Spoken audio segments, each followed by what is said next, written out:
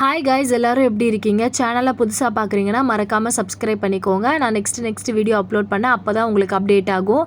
இந்த வீடியோவை சேவ் பண்ணி வச்சுக்கோங்க. இன்றைக்கி நம்ம பார்க்க போகிறது பூண்டு தக்காளி தொக்குங்க. எப்படி செய்கிறதுன்னு பார்க்கலாமா? ஒரே ஒரு டைம் செஞ்சிட்டிங்கன்னா என்னை அடிக்கடி இதை செய்வீங்க. ஸோ ரெசிபிக்குள்ளே போகலாம் வாங்க.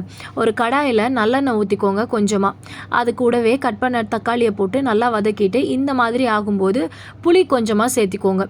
தக்காளியை பொறுத்து, அதாவது தக்காளி நல்ல புளிப்பான தக்காளி, அதனால் நான் இவ்வளோ தான் வந்து புளி ஆட் பண்ணியிருக்கேன்.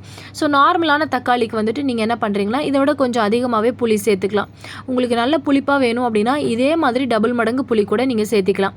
நல்லா மசிய விடணும். கொஞ்சம் கொஞ்சமாக நல்லா வதக்க அந்த தக்காளி நல்லா சுண்டி ஒரு பேஸ்ட் மாதிரி வர ஆரம்பிக்கும். அது வரைக்குமே நம்ம நல்லா வதக்கணும். இந்த ரெசிபியை பண்ணும்போது நல்லா கவனமாக இருக்கணும். கொஞ்சமாக கருகிருச்சு அப்படின்னா கூட அந்த கருகுன ஸ்மெல்லோ இல்லை அந்த கருகுன டேஸ்ட்டோ வந்துட்டு தொக்கில் வந்து இறங்கிடும். இதை வந்து எப்படி ஸ்டோர் பண்ணலாம் அப்படின்னா, ஒரு கண்ணாடி பாட்டிலில் வந்து ஸ்டோர் பண்ணி வச்சுக்கோங்க. செஞ்சதுக்கப்புறம் 3 மாதத்துலேருந்து ஒரு 6 மாதம் வரைக்கும் தாக்கு பிடிக்குங்க. நீங்கள் ஃப்ரிட்ஜில் வச்சிங்கன்னா அது தாராளமாக 6 மாதம் வரைக்கும் வரும். ஸோ வெளியே வைக்கிறோம் அப்படின்னா மினிமமாக ஒரு 3 மாதம் வரைக்கும் நல்லாயிருக்கும். ஸோ செஞ்சு ஹாஸ்டல் போகிறவங்களாம் எடுத்துகிட்டு போய்க்கலாம். ஸோ இந்த அளவுக்கு நல்லா வதங்கிடணும். வதங்கினதுக்கப்புறம் ஒரு மிக்சிக்கு வந்து மாற்றி வச்சுக்கோங்க. நல்லா காரசாரமாக சாப்பிடணும், தொக்கு வந்து நல்லா சுருக்குன்னு இருக்கணும்னு நினைக்கிறவங்க இப்போ இந்த வதக்கணும்ல, இது கூட ஒரு 2-3 மிளகா, அதாவது வர மிளகா மட்டும் சேர்த்து வதக்கி வச்சுக்கோங்க. இப்போ இன்னொரு ப்ராசஸ் இருக்குது. அதே மாதிரி கடாயில் எண்ணெயை ஊற்றி இந்த மாதிரி ஒரு கைப்பிடி அளவுக்கு 1.5 கைப்பிடி அளவுக்கு பூண்டை வந்து போட்டு நல்லா வதக்கணும்.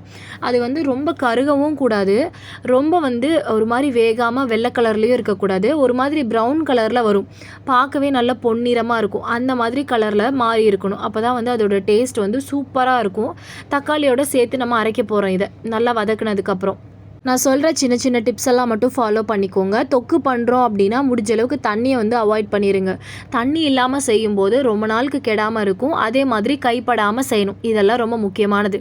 இப்போது இந்த மாதிரி நல்லா வறுத்து முடிச்சதுக்கப்புறம் ஏற்கனவே தக்காளியை வதக்கி வச்சுருக்கோம்ல மிக்ஸி ஜாரில், அது கூடவே இந்த பூண்டையும் போட்டு நம்ம வந்து கலந்து விட்டு மிக்சியில் வந்து அரைச்சி பேஸ்ட் ஆக்கி வச்சுக்கணும். நல்லா பேஸ்ட் பண்ணதுக்கப்புறம் அதை தனியாக எடுத்து வச்சுருங்க. அதை வச்சு தான் நம்ம இப்போ வந்து தொக்கே செய்ய போகிறோம். இந்த அரைக்கிறதெல்லாம் முடிச்சதுக்கப்புறம் திரும்ப ஒரு கடாய் எடுத்து நல்லெண்ணெய் ஊற்றி அது கூட கடுகு உளுந்தம் பருப்பு போட்டு நல்லா பொரிய விட்டுருங்க. அதுக்கப்புறம் திரும்ப ஒரு கைப்பிடி அளவுக்கு பூண்டை எடுத்து அது கூட சேர்த்துட்டு கொஞ்சமாக மஞ்சள் பொடி ஆட் பண்ணிக்கோங்க.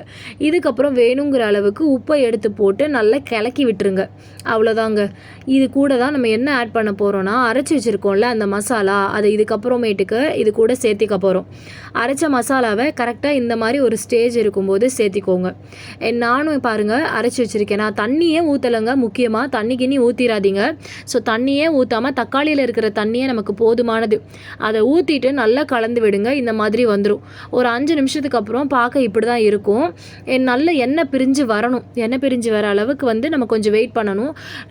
இது இந்த மாதிரி ஸ்டேஜில் வந்துட்டு கொஞ்சமாக விட்டுட்டு அதை எடுக்கிறோம் இதை எடுக்கிறோன்னு திரும்பினோன்னா கருகி போயிடும். நானும் கொஞ்சம் அப்படி தான் பண்ணேன் ஒரு ஃபஸ்ட் டைம் பண்ணும்போது. அதுக்கப்புறமேட்டுக்கு அப்பையிலேருந்து கொஞ்சம் சுதாரிச்சிட்டேன்.